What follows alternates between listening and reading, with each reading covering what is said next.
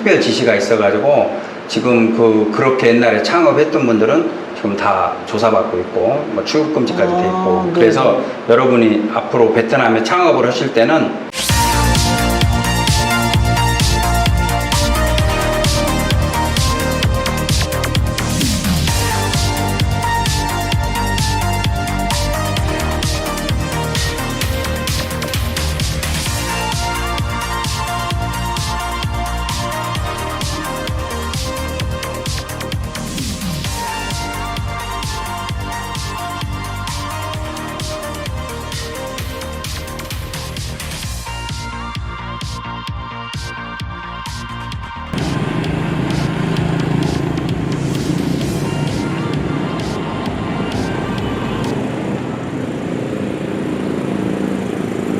이제 외식업을 주제로 상권을 선택할 때 네.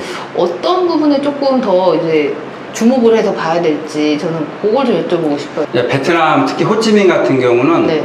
우리나라하고 상권이 많이 틀리다고 보셔야 돼요. 아, 예를 들면 분위기라든지. 우리나라 같은 경우는 일단은 어떤 업종이든 주차장 확보가 우선이잖아요. 네. 여기가 가장 유명한 상권이 이제 1군 지역인데 네. 1군에 유명한 음식점과 아주 관광 명소와 또는 맛집이 다 몰려 있거든요. 네. 근데 정작 1군에 주차장이 있는 건물이 하나도 없습니다. 아. 그래서 거기는 오토바이 주차장은 있는데 네. 차량이 접근할 수가 없어요. 차량은 내리기만 하셔야 돼. 그런 점이 한국하고 많이 틀리고 네네. 그 다음에 어떤 사업을 하실 때는 차량 주차장을 먼저 준비하시는 게 아니고 오토바이 주차장을 먼저 하셔야 되고 네네. 그 다음에 대상이 한국 사람이냐 아. 로컬이냐 또는 관광객이냐 네네. 여기에 따라서 상권을 정하셔야 되죠. 그러니까는 한국 사람 상대면은 네네. 한국 사람이 많이 사는 7군이나 2군 네네. 또 로컬을 상대로 한다, 로컬이나 관광객을 상대로 한다면 1군, 일군. 이렇게 이제 정하셔야 되고 임대료는 뭐 천차만별입니다. 네. 천차만별인데 그냥 간단하게 품위용만 네. 기준으로 말씀을 드리면 베트남은 이렇게 돌아다니면서 보시면 알죠. 건물들이 다 이렇게 비슷비슷해요. 네. 이 앞에 폭이 좁고 좁죠. 뒤로 보통 길고. 5m고 뒤로 20m 네. 길죠.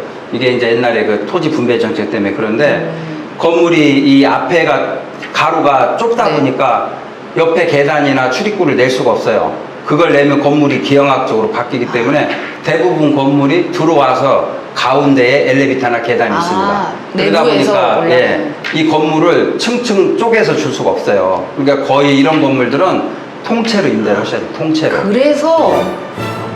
그래서 통으로 쓰고 계신 거군요. 이게 그러니까 나눠서 줄 수가 없어요. 출입구 때문에. 전 그래서 지금 와서 며칠 동안 뭐 이런저런 매장들 둘러보면서 말씀하신 것처럼 이거 한 채를 빌리려면 되게 비쌀 텐데. 네, 맞습니다. 네. 그래서 이제 지금 저희 건물 기준으로 이게 5층짜리 건물인데요. 네.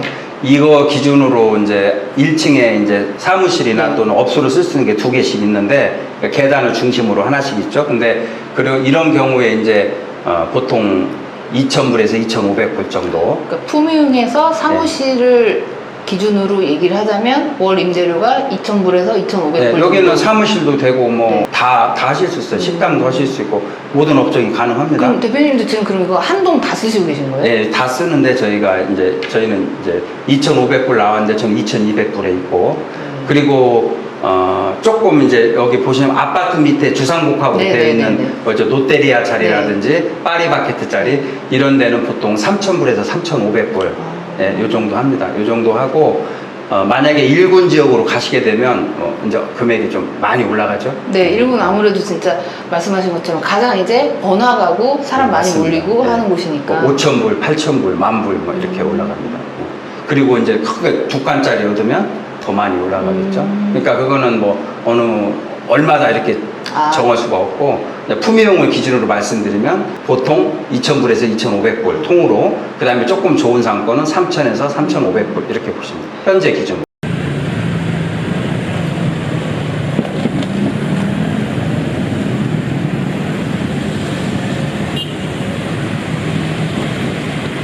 네, 그래서 이렇게 베트남에서 사업을 이제 계획을 하고 이제 꿈을 꾸시는 분들은 이렇게 말씀을 이제 참고하셔가지고 이제 원활하게 진행하시면 될 것 같은데 저도 궁금한 게 아무래도 이제 한국인 입장에서 이곳이 또 그러니까 타국이잖아요. 여기서 이방인으로 살게 되는데 그럼 이제 베트남에서 그 사업을 영위할 때 어떤 주의해야 될 점이나 단점 같은 것들이 혹시 있다면? 그 이제 가장 주의할 점은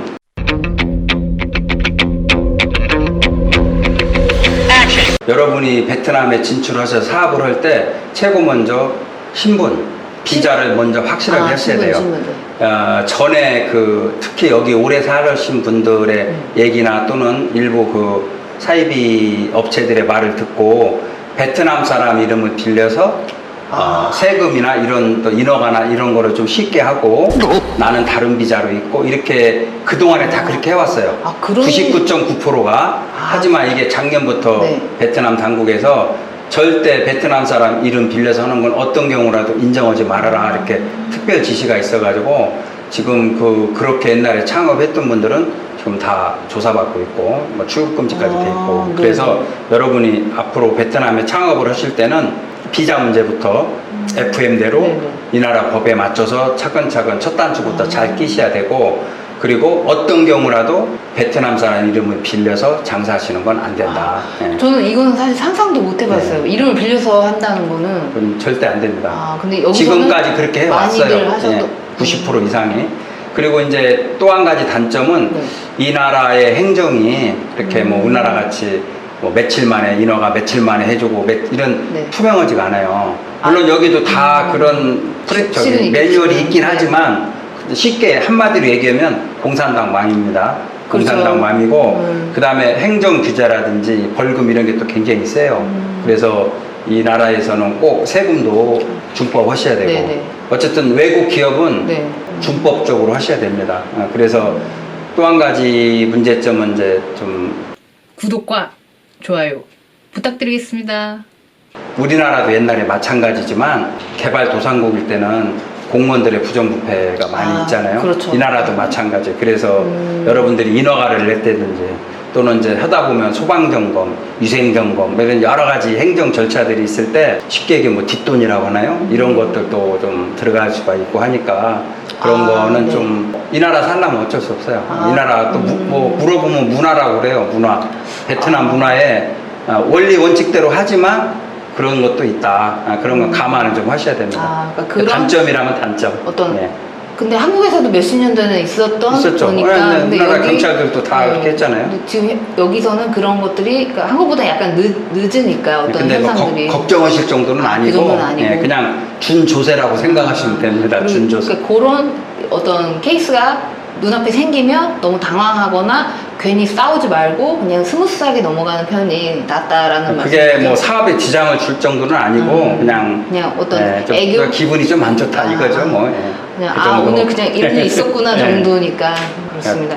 네, 여러분 맞습니다. 이게 사실 어떤 체제가 좋다 나쁘다가 아니라 그 몸담고 있는 체제와 사실 싸워서 이기기라는 거는 쉽지 않은 문제이기 때문에 그런 것들 이렇게 좀 말씀하신 것처럼 좀 감안하고 좀 부드럽게 융통성 있게 넘어가는 것도 필요하겠네요. 그래도 또 좋은 점도 있어요. 뭐냐면은 옛날에 제가 처음에 베트남에 오니까 여기 오래 사는 분들이 뭐라고 하냐면 베트남은 되는 것도 없고 안 되는 것도 없다. 그거 무슨 뜻이었는데 그 얘기는 오묘한 말씀이에요. 뒷돈 문화거든요. 그러니까 안 되는 것도 돈 주면 되고 되는 것도 돈 안 주면 안 되고 그런 것이 있는데 지금은 그래도 베트남이 많이 투명해져 가고 있고 이제 선진국으로 계속 가고 있기 때문에 뭐 많이 좋아지겠죠. 이런 문제들은. 저도 와서 이제 다만 며칠이지만 이렇게 사회 분위기를 봤을 때 아무래도 아까 말씀하신 것처럼 청년분들 많으시고 그리고 이제 어떤 역동성이랄까요? 그런 것들이 느껴졌거든요. 그래서 살아있죠.